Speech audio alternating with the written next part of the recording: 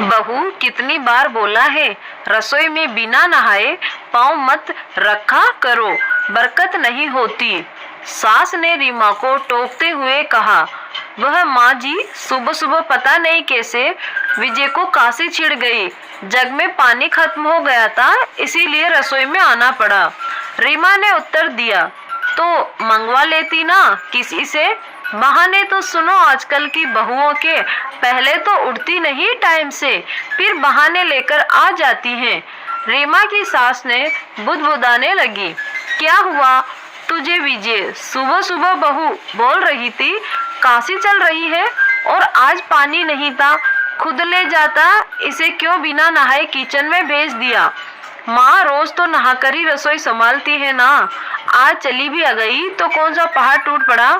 आप भी ना, विजय ने अपना पक्ष रखते हुए कहा। लो बोला जोरू का गुलाम, बीवी के लिए बस जनाब को बीबी को कुछ बोल दो तो सिर पर सवार हो जाते हैं।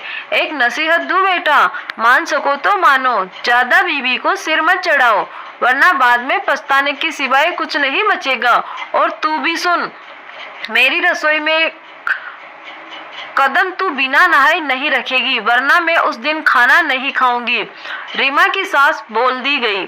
अजीब जिद है विजय माँ जी की, मुझे तो समझ नहीं आता यह सब कायदे कानून और नसीहत सिर्फ मेरे लिए क्यों है? माँ आपको तो नहीं रोकती बिना नहाए किचन में जाने से? रीमा झुंझलाहट में बोली। कुछ दिन रीमा की ननद सीमा मायके आई। अगले दिन सुबह उठकर वह बिना नहाए किचन में चली गई और अपने और माँ के लिए चाय बना लाई। दोनों माँ बेटी चाय पीने ही बैठी थी कि रीमा उनके पास पहुंची और ननद के साथ बैठकर बातें करने लगी।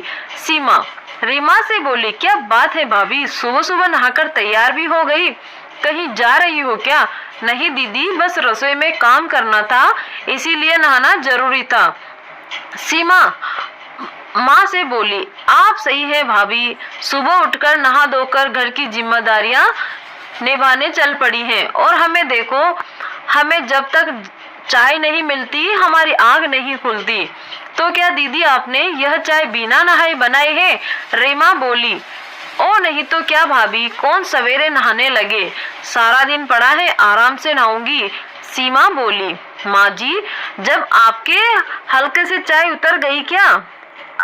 यह तो वही हिसाब हुआ ना, दूसरों को नसीहत और खुद मियाँ फजीहत। अगर कोई कानून बना रहे हो आप तो वह सब पर लागू होना चाहिए।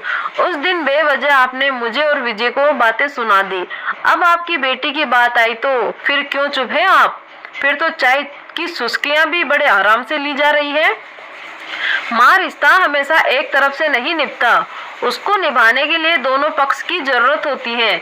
मैंने तो बहुत पहले से आपको माँ का दर्जा दे दिया, पर आप मुझे बेटी ना बना सके। माफ कीजिए माँ, आपके इस दोगलेपन ने रिश्तों का मजाक बनाकर रख दिया।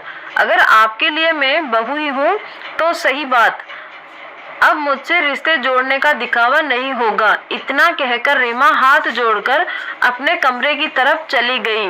आज उसे रिश्तों की सच्चाई पता चल गई थी।